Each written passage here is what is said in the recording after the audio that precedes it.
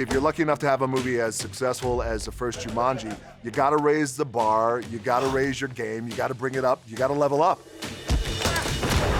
I assumed we were doing another Jumanji when the first one made $900 million.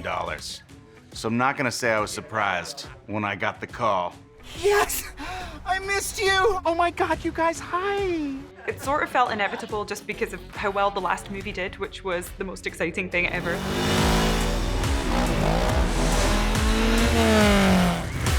I think audiences responded so positively to our first Jumanji for a few reasons. It was fun, it had a ton of heart, and I think it was a surprise. We had a movie for everybody. That's hard to do. It doesn't matter who you are. This is a movie for you.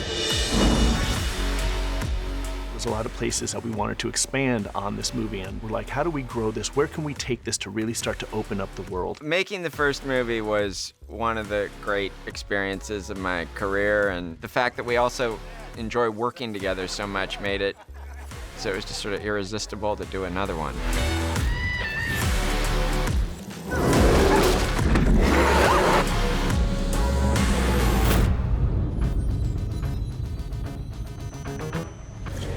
When all of us sat down and started thinking about how to do another one, we knew that it was critical to find a way of expanding the idea that it wouldn't just feel like we were doing the same thing again. And when we realized that the great opportunity of our conceit was that you could have the same cast playing different people in another movie, all of us sort of got really excited about that. Okay, here we go. Oh, I hate this part. This is my One of the things I was really interested in when I first read the script was the evolution of the game and exploring this new Jumanji territory. You know how Jurassic Park turned into Jurassic World? Well, Jumanji Welcome to the Jungle has turned into Jumanji Welcome to the World. That's a dumb title.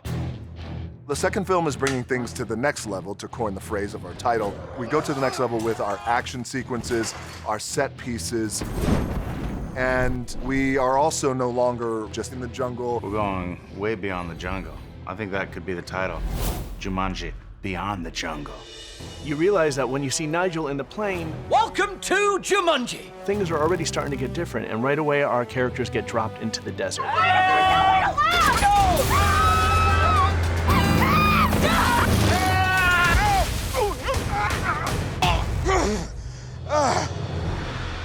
Great, we cut. Yeah. Another possible title is Jumanji Infinity Game. It's a combination of Infinity Wars and Endgame. Infinity Game.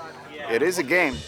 Along with trying to figure out what we could do to sort of turn the characters upside down, part of the thought was, well, wouldn't it be cool to go somewhere different? We should get out of here. I was very excited to find out that it wasn't just the jungle. I love the jungle. The jungle's the best. But there are a lot of mosquitoes in the jungle, and I could do without those in this costume. I've got multiple new powers, very little weaknesses. That is the blessing and the curse of Dr. Smolder Bravestone. But here's the greatest power of all. What he has is the smolder.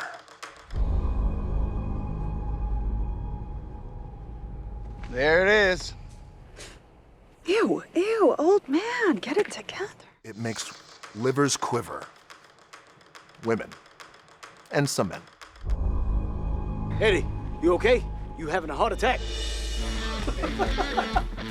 We also introduced new characters, which I think audiences are really responding to. So glad you're here. If you put Danny DeVito and Danny Glover in a movie, it's hard for it to be bad. We got lucky. Danny read the script and he said, I'm in. I saw the first movie, he loved it. Same thing with Danny Glover. It's funny, and it's adventure, and it's like characters that you love, and really exciting. And it doesn't take itself serious. I think that's what it's about. So you get young kids into that, see it over and over and over again. It is family friendly. I'm a little bit nervous around them. I don't get nervous around people. I just like don't want to say anything stupid. So when they come into a room, I'm like, hello, sir. How are you? Good. Good to see you today. Danny DeVito and I became kind of like family on this movie. We were doing all these scenes where we were having to totally depend on each other. Sometimes it felt like we were doing a two-man, two-hand play or something. You have these two legends in the business of Hollywood who've done so much. Both Dannys have been in countless movies. They have influenced so many people with the characters they played. So to get them, to get their weight and their gravitas as the elder statesmen of the characters. You hear something? It's probably a heater, it's broken. Jake brought up this new character, Ming, who that at some point turns into Spencer's grandpa. Grandpa? Why? And I was like, who's playing the grandpa? And he was like, Danny DeVito. And I was like, oh my God. You're not born with a voice like this to not play Danny DeVito at some point in your life. Check it out, I got hair. Awkwafina kicks major ass.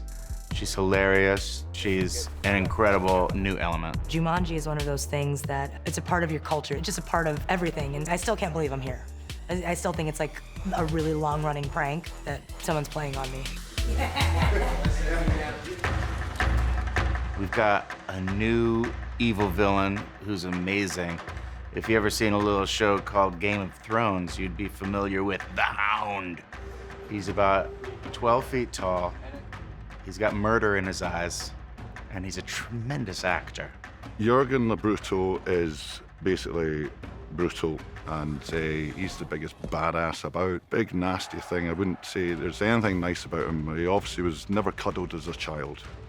He brings that weight and power and gravitas to his character, which is so important for our heroes to have a formidable opponent. He is maybe one of the only villains that's actually bigger than The Rock, so he looked exceptionally intimidating in the scene.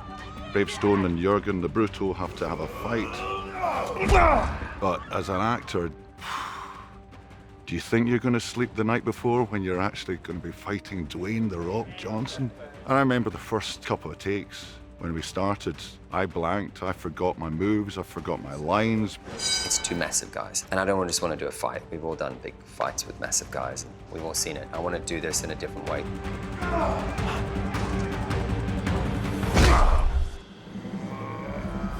And then there's a series of smashing through stuff. And then the two of them leave the room, and they go on to their fight, which happens up in the blimp. I had to stop and go, whoa, whoa, whoa. I'm fighting The Rock, man. No wonder I didn't sleep last night. The little boy inside me and all my little nephews that are big wrestling fans, I could hear them shouting, go get him, Rory. Go and get him, Rory. So it was pretty exciting, to be honest. Nice, we cut. And then we have some twists across the way. So, we're able to get Nick Jonas back. The really fun surprise is when we introduce Cyclone.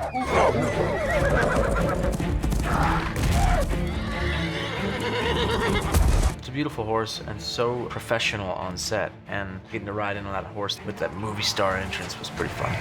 Hey, guys. I'm always down to do a stunt if I can, if it's not too dangerous. I was a little sore after riding that horse without a saddle for a couple days.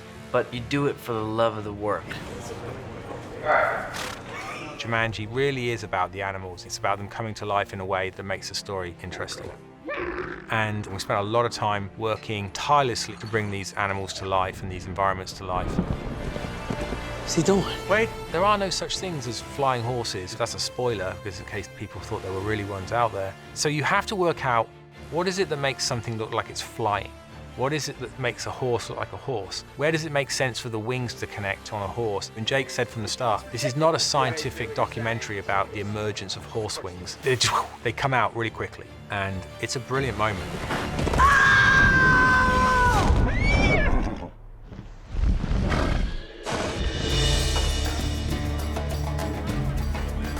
There are some camels in this movie that are sometimes CG, sometimes real. And they're very sweet animals and very sweet trainers that work with them. Camels was new, and we had to learn a lot about camels, how big they are, 2 humps, 1 hump, dromedary, all this kind of stuff. The camel stuff is going to be some of the best stuff in the movie. Ready for this, Karen? Nope. Those weren't my best days on set. Definitely wasn't looking forward to that. Oh, shit! Oh, shit! Oh, shit! I didn't even think that I would meet a camel in my life.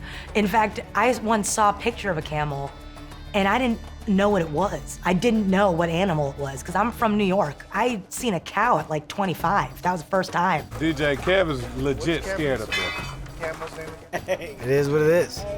You gotta do it. You signed that piece of paper that said you would do the movie. So in the movie, we ride camels. There was no way around it. You sit on a camel's hump, and they stand up. It's like, oh, oh, oh.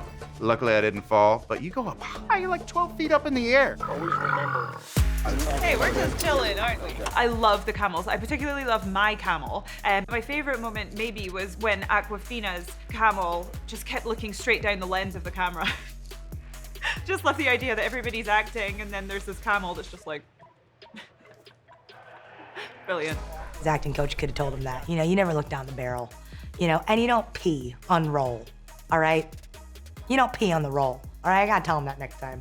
I'm gonna text him. We have a WhatsApp group, me and the camels. Camel almost threw me off too, true story. Nobody else, just me.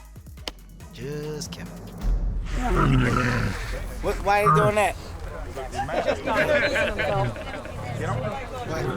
See what I'm saying? See what I'm saying? See what I'm saying? See?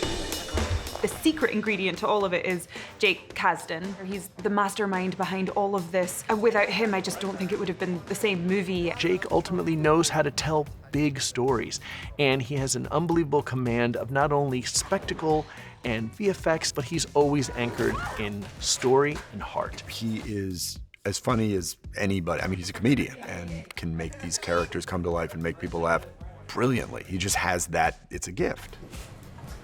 Oh, leave me alone. That's great. That's great. Jake is invested in the story in a way that you become as well. And it's like he's living in Jumanji. Jake is a really detailed director and very specific about his comedy, and I feel like there's a little bit of an ease this time around, which is really refreshing. All of us obviously trust him because he made an amazing movie and made us all look good in the last one. One of the great parts of making these movies is that people say it all the time. In this case, it's really true. We all genuinely really have a good time together. They're just a fantastic ensemble. Go team! Our job is done. Our job is to show up, give 100% every day, make sure that we give our director what he needs so that he has a good movie. That's great. Really fun. Another possible title is Jumanji Strikes Back. Because we're going to be opening opposite Star Wars 9. I say go right straight at him. Jumanji Strikes Back. We went into this knowing that the pressure was on and we got to raise the bar, we got to level up, and we brought in really the best of filmmakers and the best in class with all our department heads and our crew. There's a lot of stuff that goes into making a movie. You put it in the oven, kind of cross your fingers, hope it comes out, something you can work with. That's where Jumanji, Back in the Saddle, comes in. That's the title I'm actually pushing for. Jumanji, Back in the Saddle. Get that sweet-ass Aerosmith tune in there. I finally got it. The title of the film, Jumanji, Next Level. You're welcome.